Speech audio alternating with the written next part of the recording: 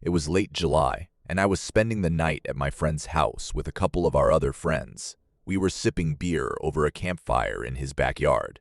My pal is a 2-year-old golden retriever named Steve, who shares the same name as his owner, Steve. Anyway, Steve, the dog, was hanging out with us while we talked. I was throwing his frisbee across the enormously large backyard since Steve enjoys playing fetch. The grass extended about 75 yards back, where there was a strip of woodland between the houses on the other side of the roadway.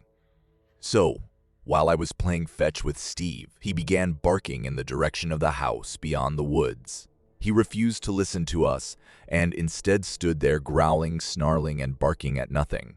After a few moments, Steve returned to us with his frisbee, almost as if he had forgotten what he had been barking at in the first place. We'd never heard him bark before, so it's clearly out of character for him. We sort of forgot about it, returning to whatever we were chatting about previously.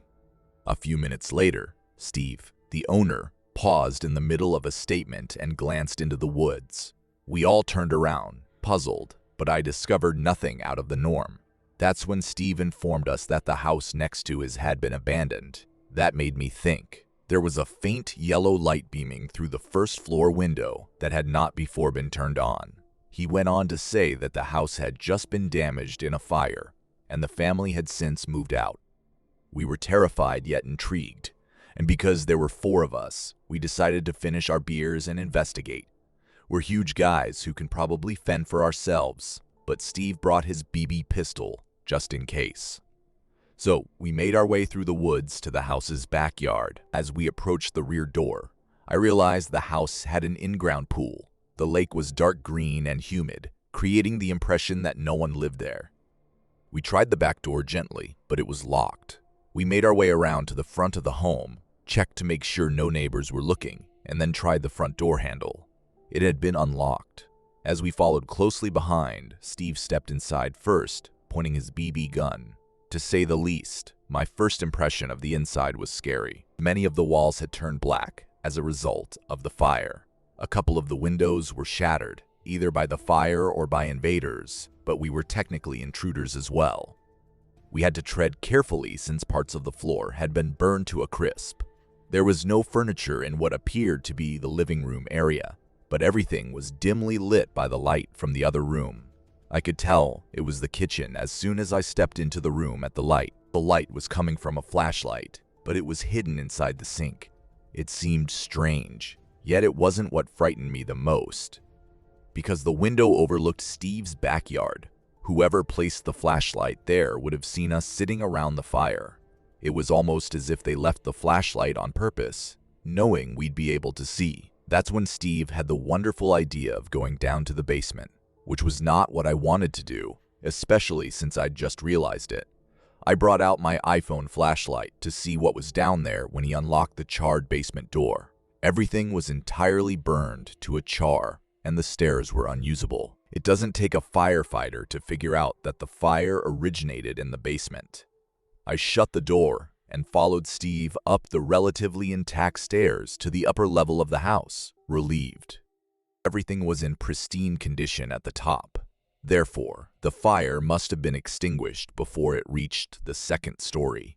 I began to realize that the dilapidated house was once a lovely home for a family.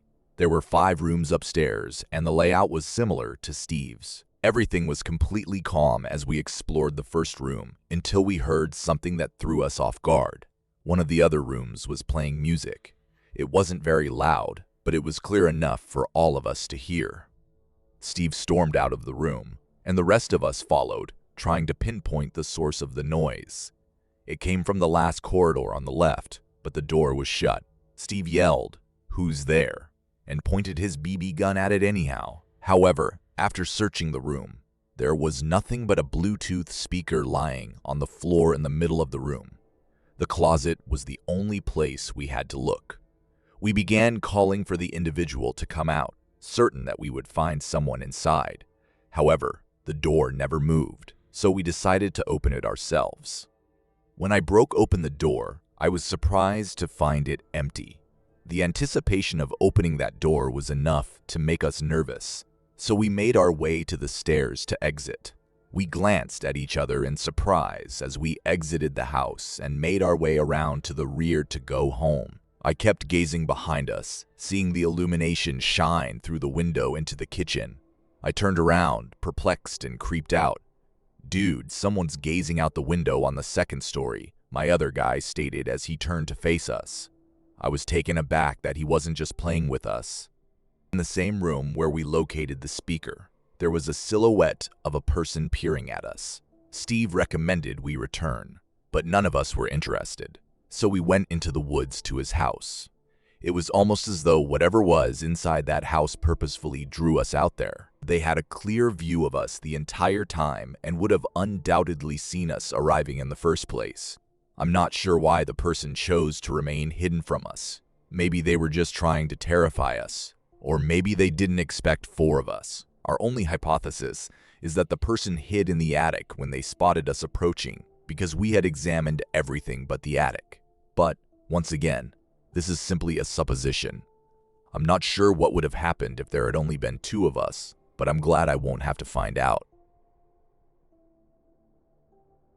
I grew up near Jola Lake, a prominent amusement park in Aurora, Ohio, when I was a kid. My family would always take me there, and we had a terrific time every time. Even when I was in high school, my friends and I would frequently go up there on weekends to hang out. Unfortunately, after competing amusement parks such as Cedar Point and Kings Island debuted, Jola Lake was forced out of business. What was once a bustling amusement park was now a spooky, undisturbed ghost town. Two of my buddies and I still lived nearby, so we decided to go check it out. We arrived around 10 p.m. so that we wouldn't be trapped in the dark. We made our way around the park's entry section, where we'd be more familiar, after crawling through a fence that had already been cut out by previous individuals. We came to a halt and took everything in, reminiscing about the good old days. It was sad to see the land so lifeless and dead, but it was also a touch creepy. Tall grass had grown through various areas of the park. Windows were damaged, buildings were plastered in graffiti, and, most tragically, our favorite hangout location under a large tree had collapsed. Nonetheless, we were glad to be back at the place where we had spent so much time as children. We tried a few doors to some of the old buildings, but most were locked, and we didn't want to crawl through the broken glass to go inside. As we continued to explore, we came to our favorite restaurant, which happened to be unlocked. Once inside, I was saddened to see the overall degeneration of the restaurant where we had previously spent so much time, but it felt nice to be back to see it one final time. We went to see the old rides after hanging out in the one booth that wasn't entirely wrecked. Some of them had already been raised, but the ones that remained were in dreadful condition, dark and foreboding. The ancient concession stands were rusted and covered with vines, and they were crumbling apart. We started walking back to the front and decided to make one last stop at the restaurant. Looking out the window, I noticed the old building across the street was an ice cream shop. So, because it wasn't one of the buildings we checked, I headed over to see whether it was unlocked. When I turned the door handle, it fell off, but the lock had been broken, so it opened right up. Surprisingly, I raced back across the street to the restaurant and informed my pals that we might go inside. They were inspecting the kitchen area and indicated they'd return in a few minutes. I returned to the booth, remembering all the times I stood in front of the building with my parents as a kid to get ice cream. Anyway, I think I faded out and thought, staring blankly at the table in front of me. I noticed something out of the corner of my eye. Someone was staring at me through the ice cream shop window. It took a second for my eyes to adjust, but I realized it was someone costumed as a panda. He was just standing there, apparently not expecting anyone else, let alone someone dressed up. I was terrified. I got up, hurried back into the kitchen, and told my buddies to look out the window. They didn't believe me when I originally told them until they saw it for themselves. Isn't that one of the old mascots, guys? I looked at my friend when he said that, and I immediately understood what he meant. Jola Lake's mascots included a monkey, a lion, a dog, and a panda. They were constantly at the front of the park, greeting visitors as they entered. As the three of us returned our gaze to the panda, it began to wave at us. that was all we needed to get out of there. We pretended to be normal as we started going back to the door, where we'd still have to figure out how we got in. I looked around as soon as we got to the front of the gate, and there it was, standing amid the path between the buildings. That's when I started running, and when my buddies discovered why, they joined me. We eventually discovered the breach in the fence and ran back to the car. When we got about halfway through the grass field to the car, I looked around, and there it was, standing behind the fence, waving at us. It's beyond my comprehension that someone would be alone, dressed as a panda, standing in an abandoned amusement park in the middle of the night. We haven't been back since, and we don't intend to go back anytime soon. My buddies and I were completely shaken after our eerie encounter with the individual dressed as a panda at the abandoned amusement park.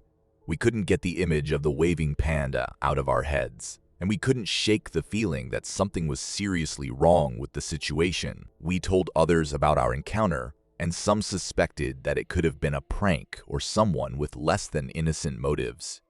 Whatever the cause of our encounter, we agreed never to return to that deserted park. The memory of that night was seared into our minds, and the thrill of revisiting our childhood recollections had given way to an unpleasant sense of disquiet. Our story became a type of local mythology among our friends and acquaintances over time. People would tell each other stories and speculations about the panda-costumed figure in the abandoned park, and it became a popular topic during late-night gatherings or campfires. The abandoned amusement park deteriorated with time, and its haunting atmosphere only seemed to grow stronger. Some courageous people sought to investigate the paranormal in the park, but none claimed to have seen the panda figure again. My friends and I elected to keep our distance, pleased with our decision to put the park's mysteries behind us. While our memories were occasionally jogged, the fear of the unknown and the unusual incident that transpired that night ensured that we would never return to that once bustling, now deserted location. As a result, the legend of the haunted amusement park and the enigmatic panda-costumed creature lingers on, a strange mix of nostalgia, dread, and the incomprehensible. Perhaps one day, the truth about that strange encounter will be revealed, but for now, it remains a chapter in our life that we've sealed away, a story to tell on dark and stormy nights when the atmosphere is just right for a spine-chilling narrative. I was a big fan of photography in high school. My aim was to be employed as a photographer by a large media business, so I was willing to go to any length to capture some nice shots. I went to an abandoned psych facility one night to take some nighttime photos. The location had been closed for approximately 3 years, but after speaking with a buddy who had previously investigated there, he offered to accompany me. He drove us there after I met him at his residence. The old psych ward was set to be demolished within the following month, so I wanted to document some recollections of the structure that had formerly housed so many people before it became a pile of rubble. The building was rumored to be haunted, but neither I nor my companion believed in the supernatural. When we arrived, we parked the car in front of a house a few blocks away from the building to avoid being seen by the police during their midnight patrols. My companion led the way, and I trailed behind, both excited and scared. As we proceeded along the fence towards the structure, I observed that it had a very spooky vibe to it. It was a massive mass of blackness standing in the middle of the night, and no one knew where we were but us. When we got to a particular point, my friend and I climbed the fence and started strolling across the grass to the unlocked emergency side door access. I didn't expect anything unusual, but as soon as the creaky door swung wide, I was overwhelmed with wet and musty air as we came inside. It smelled like pee and bleach and pricked our nostrils. We turned on our flashlights and began walking down the long, black corridor. The structure was in poor condition, with holes in the walls and flooring, as well as hanging wires from the ceiling. I took some photos of the first floor wing and a few more rooms, and I even discovered some ancient drawings from what I believe were psych ward patients. It was a very spooky area, but we were having a great time. We even discovered an ancient elevator that was completely wrecked on the inside, but provided some wonderful photos. We soon found the stairway leading to the basement and, despite our reservations, headed down. I wasn't terrified on the first floor, but the basement was terrifying. Everything was pitch black, and our flashlights didn't appear to be able to illuminate more than a few feet ahead of us. We noticed a chamber labeled boiler room as we cautiously made our way down one side of the corridor. I tried the door handle, and with a little push, it opened. I'd never seen such ancient-looking mechanical machines before. There were also several boxes of what appeared to be old electrical equipment along the wall, but the wires were all pulled apart and hanging. After a few photos, we proceeded to the next room, designated storage. Inside were decrepit hospital beds with leather straps protruding from the cart's sides. It was precisely as I had envisioned. Some of the straps bared teeth marks, and pieces of the cart were badly scraped or shattered, leaving me to wonder what had happened to it. It was a terrifying sight until we were cut off by a tremendous crash from somewhere in the basement. We both halted, attempting to pinpoint the source of the noise, but it was impossible to tell from the empty corridors that resonated with the sound of anything. "Hello," my pal said as he went out of the room with his flashlight. As we waited for a response, I stiffened up, wishing he hadn't said anything in the first place. That's when I got afraid and went out into the hallway next to him, telling him I needed to leave. He wasn't against it because, until anything massive collapsed on its own, we weren't alone. Then, seemingly out of nowhere, we heard another noise. It sounded like several metal tools had been knocked down this time, and we knew which end of the corridor it came from. We shone our flashlights down the corridor, but the darkness engulfed the beam of light, so it didn't help much.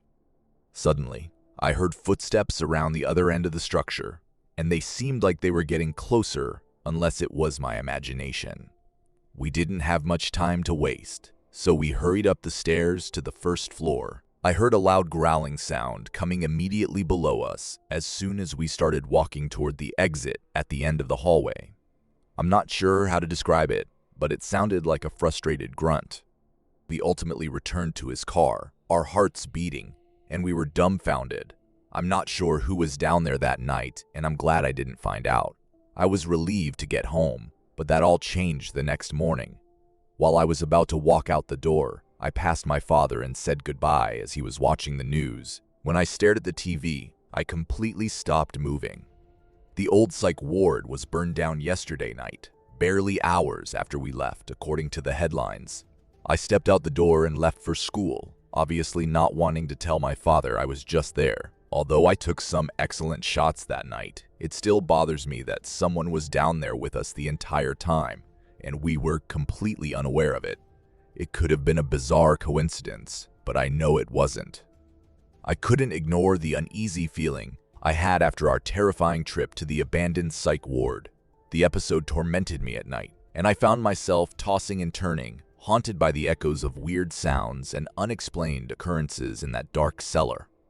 I began examining the psych ward's history, hoping to find any clues that would shed light on what had happened that night. The more I dug, the more I understood the location had a dark past. The pages of old newspapers and lost documents were replete with stories of maltreatment, suffering patients, and even a few tragic deaths. As time passed, my fascination with photography evolved. I began photographing abandoned places, each with its history and secrets. But that night in the psychiatric ward was the clearest in my memory. It was as if the shadows and murmurs of that area had imprinted themselves on my soul. Years later, I was able to realize my dream of becoming a photojournalist. I traveled the world, attempting to capture the essence of many civilizations as well as the beauty of the human experience.